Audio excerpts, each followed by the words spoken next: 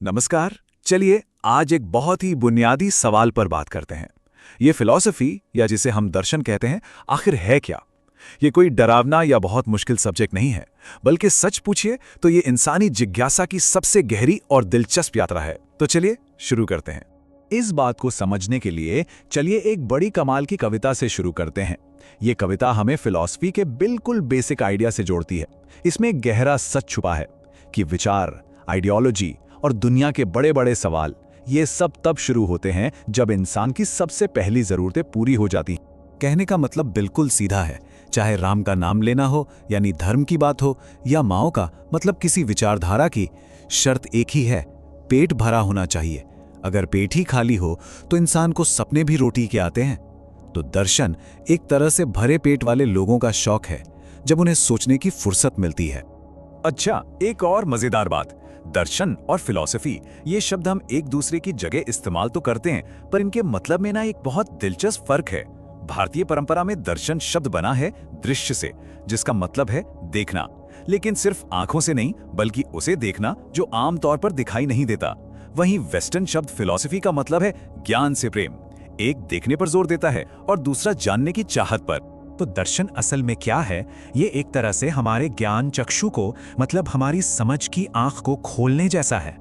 ये हमें वो ताकत देता है जिससे हम लिखी हुई पंक्तियों के बीच का मतलब पढ़ सकें, खामोशी को समझ सकें और उन सच्चाइयों को महसूस कर सकें जिन्हें हमारी आम आंखें नजरअंदाज कर देती हैं।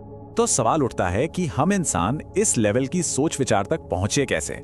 मतलब जब जिंदगी सिर्फ शिकार करने और जिंदा रहने की जंग थी, तो ये सब सोचने का वक्त मिला कैसे? इसका जवाब छिपा है लगभग 10,000 साल पहले हुई एक बहुत बड़ी क्रांति में, कृषि क्रांति। जब इंसानों ने खेती करना सीखा तो इतिहास में पहली बार जरूरत से ज्यादा खाना पैदा हुआ। इससे समाज में एक ठहराव आया और कुछ लोगों को जिंदगी में पहली बार दो चीजें एक साथ मिली, भरा हुआ पेट और खाली समय। और बस यहीं से दर्शन का जन्म हुआ। इस टाइमलाइन को देखिए तो पूरा नजारा साफ हो जाता है। हम इंसान यानी होमो सेपियंस करीब 3 लाख साल से इस धरती पर हैं, और उसमें से ज्यादातर वक्त तो बस जिंदा रहने की जद्दोजहद में ही निकल गया। एक सिस्टमैटिक तरीके से सोचने का यानी दर्शन का इतिहास तो बस कुछ हजार साल ही पुराना है।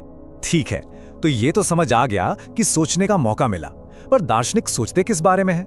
ये इतना बड़ा सब्जेक्ट है, इसे समझने के लिए हम इसे 3 बहुत ही बेसिक सवालों में बांट सकते हैं। चलिए देखते हैं ये सवाल हैं क्या। ये हैं फिलॉसफी की 3 मेन ब्रांचेस। पहली तत्व मीमांसा, जो पूछती है असलियत क्या है। दूसरी ज्ञान मीमांसा, हम जानते कैसे हैं। और तीसरी मूल्य मीमांसा, क्या चीज कीमती है, क्या सही है और क्या सुंदर है। तो सबसे पहले है तत्व मीमांसा या मेटाफिजिक्स।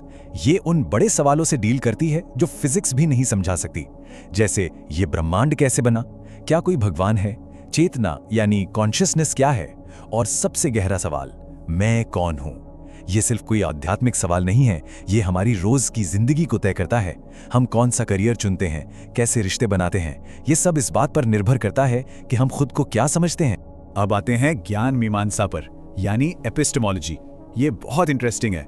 ये ज्ञान की प्रक्रिया पर ही सवाल उठाती है। मतलब जो हम जानते हैं वो सच है, इसका क्या सबूत है? आज के दौर में तो ये और भी जरूरी हो गया है ना? इंटरनेट पर कोई खबर देखते हैं तो कैसे तय करेंगे वो सच है या झूठ? क्या सिर्फ इसलिए मान ले कि किसी ने कह दिया? ज्ञान मीमांसा हमें सबूत मांगना सिखाती है, ताकि हम सच और भ्रम में फर्क कर सकें। और आखिर में है मूल्य मीमांसा यानी एक्सियोलॉजी। ये ब्रांच वैल्यूज की बात करती है। इसके 2 हिस्से हैं, एक है नैतिकता और दूसरा सौंदर्य शास्त्र। नैतिकता पूछती है सही और गलत क्या है। जैसे अगर सड़क पर किसी का बटुआ गिरा मिले तो क्या करना चाहिए, ये एक नैतिक सवाल है। वहीं सौंदर्य शास्त्र सुंदरता को समझने की कोशिश करता है। हम डूबते सूरज को सुंदर क्यों कहते हैं, पर कूड़े के ढेर को नहीं? ये मूल्य हमारे अंदर आते कहां से हैं? ये सब एक्सियोलॉजी का हिस्सा है। तो यहां एक बहुत जरूरी बात समझनी होगी। फिलॉसफी का मकसद हर सवाल का एक पक्का जवाब देना नहीं है, नहीं, बल्कि इसका असली गोल तो ये है कि हमें ये एहसास हो कि हम कितना कम जानते हैं। इसे प्रबुद्ध अज्ञान कहते हैं। ये जानना कि हमारे ज्ञान की सीमाएं कहाँ। और यही बात सुकरात के इस मशहूर कथन में कितनी खूबसूरती से कही गई है। दर्शन हमें अपने जीवन को, अपने विश्वासों को और अपने कामों को जांचने परखने का एक टूल देता है, ताकि हम एक ज्यादा जागरूक और सार्थक जीवन जी सकें। तो इस चर्चा के अंत में एक सवाल अपने लिए छोड़ जाते हैं। हमारी रोज की भागदौड़ में ऐसी कौन सी एक चीज है, कोई आदत या कोई विश्वास, जिसे फिलॉसफी की नजर से, अपने ज्ञान चक्षु से थोड़ा और गहराई से देखने की जरूरत है? सोचिएगा जरूर।